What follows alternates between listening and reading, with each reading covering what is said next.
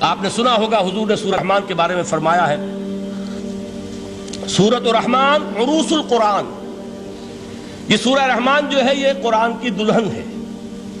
جیسے دلہن کو آپ خوشنما لباس پہناتے ہیں، آراستہ پیراستہ اس کو گہنے اور اس کو زیور پہناتے ہیں، تو جس طریقے سے سجاتے ہیں آپ دلہن کو، اللہ تعالیٰ نے ایک سورت قرآن مجید میں یہ ایسی رکھی ہے سورہ رحمان کہ اسے خوب سجایا ہے۔ اس میں الفاظ کا در و بست، اس کا اپنا ایک ڈیوائن میوزک ہے۔ وہ تو اللہ تعالیٰ قراء جو ہے خاص طور پر مصر کے قراء، اللہ تعالیٰ ان پر رحمت نازل فرمائے، ان کی خطاؤں سے درگزر کرے۔ جس طرح قرآن کے انٹرنسک میوزک کو انہوں نے واضح کیا ہے، واقعہ یہ ہے کہ اگر یہ لوگ نہ ہوتے، شیخ عبد الباسط محمد عبد الصمد، شیخ محمود خلیل الحصری، یہ لوگ کہ جنہوں نے قرآن کے اس غنا میوزک، یہ لفظ جو ہے آپ حیران نہ ہو کہ میں یہ کوئی شاید توہین کر رہا ہوں قرآن کی، حضور نے یہ لفظ استعمال کیا ہے، تغنو، اس قرآن کو اچھی سے اچھی خوشلہانی کے ساتھ پڑھو۔ من لم یتغن بالقرآن فلیس منا، جو قرآن کو بہتر سے بہتر انداز میں، اچھی سے اچھی آواز میں، خوشلہانی کے ساتھ پڑھنے کی کوشش نہیں کرتا، وہ ہم میں سے نہیں ہے۔ بلکہ ایک مرتبہ حضور رات کے وقت آپ گشت پر تھے اپنے ساتھیوں کے حالات معلوم کرنے کے لیے۔ حضرت ابو موسیٰ اشعری رضی اللہ تعالیٰ عنہ ایک صحابی ہیں، ان کے گھر کے پاس سے گزر ہوا، وہ رات کو تہجد پڑھ رہے تھے، کھڑے ہوئے کیف کے عالم میں قرآن تلاوت کر رہے ہیں۔ حضور کو بہت پسند آئی ان کی قرآت، کافی دیر تک وہاں کھڑے سنتے رہے۔ اب انہیں کیا پتا کون سن رہا ہے، بالکل اسی طرح سمجھ لیجئے ایک بات یاد آئی ہے، حضور فرماتے ہیں کہ جس طرح کان لگا کر اللہ قرآن کو سنتا ہے، کسی چیز کو نہیں سنتا۔ ہمیں نظر نہیں آتا نا، ہمیں معلوم نہیں ہے، ہم قرآن پڑھ رہے ہیں تو سننے والا کون ہے؟ سب سے زیادہ کان لگا کر خود اللہ۔ یہاں اس لیے مجھے یاد آیا کہ ابو موسیٰ اشعری کو کیا پتا تھا کہ کون سن رہا ہے؟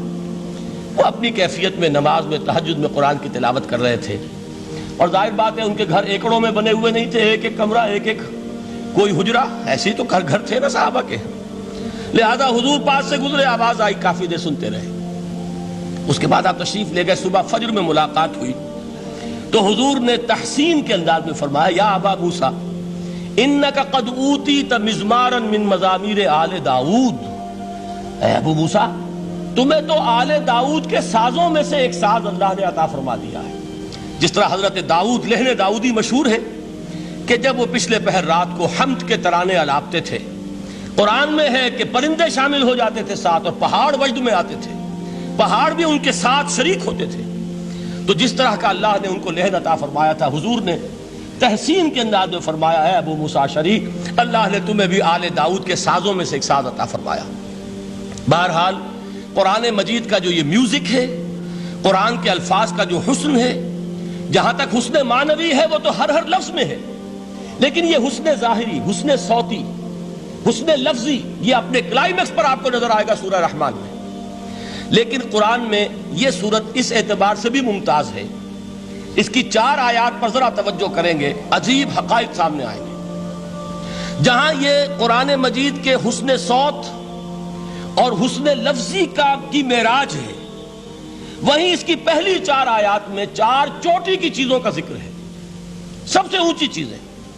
پہلی آیت کیا ہے؟ الرحمن، ایک آیت ہو گئی۔ رحمان کیا ہے؟ اللہ کا نام ہے۔ کبھی آپ نے غور کیا اللہ کے ناموں میں سب سے پیارا نام کون سا ہوگا؟ رحمان۔ کیوں؟ اس کا مادہ کیا ہے؟ رحمت۔ ہمیں سب سے بڑھ کر جس چیز کی ضرورت ہے وہ کیا ہے؟ رحمت خداوندی۔ نام اچھی طرح سن لیجئے اس حضور کے قول کو۔ حضور فرماتے کوئی شخص جنت میں مجرد اپنے عمل کی بنیاد پر داخل نہیں ہو سکے گا جب تک کہ رحمت خداوندی دستگیری نہ کرے۔ کسی صحابی نے بڑی ہمت اور جرأت کا ثبوت دیا کہ پوچھ لیا، کیا حضور آپ بھی؟ جب آپ نے فرمایا کوئی شخص داخل نہیں ہو سکتا جنت میں محض اپنے عمل کی بنیاد پر جب تک کہ رحمت خداوندی جو ہے وہ دستگیری نہ فرمائے۔ پوچھا گیا کیا آپ بھی؟ آپ نے فرمایا ہاں میں بھی۔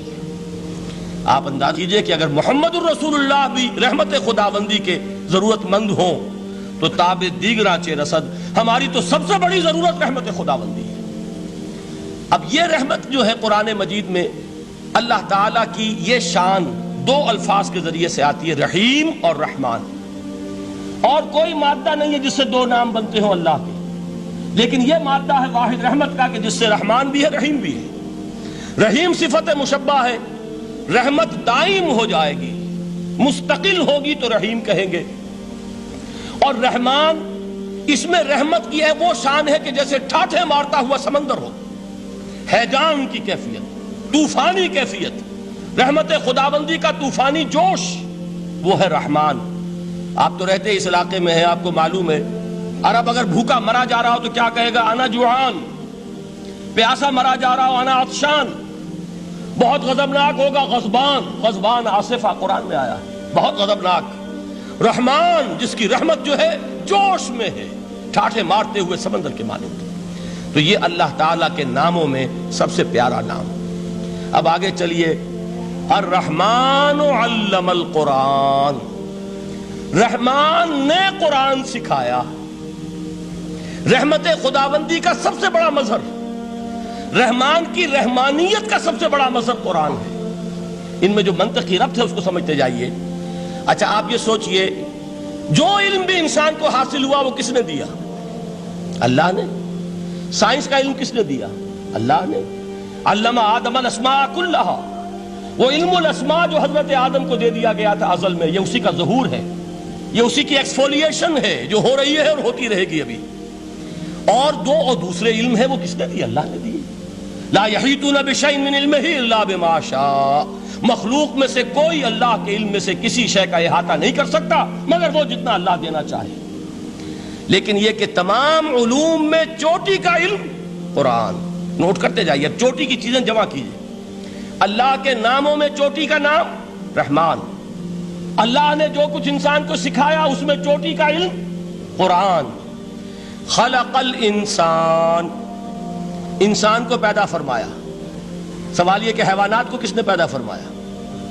آسمان کس نے پیدا کیے؟ زمین کس نے پیدا کی؟ فرشتے کس نے پیدا کیے؟ کیا مطلب خلق الانسان؟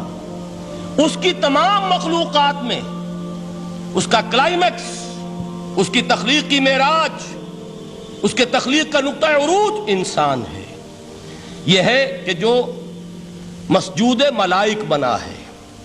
وَلَقَدْ كَرَّمْنَا بَنِي آدَمَ وَحَمَلْنَاهُمْ فِي الْبَرِّ وَالْبَحْرِ وَرَزَقْنَاهُمْ مِنَ الطَّيِّبَاتِ وَفَضَّلْنَاهُمْ عَلَى كَثِيرٍ مِّمَّنْ خَلَقْنَا تَفْضِيلًا۔ تو تخلیق میں سب سے اونچی تخلیق انسان کی، علموں میں سب سے اونچا علم قرآن کا، اللہ کے ناموں میں سب سے اونچا نام رحمان۔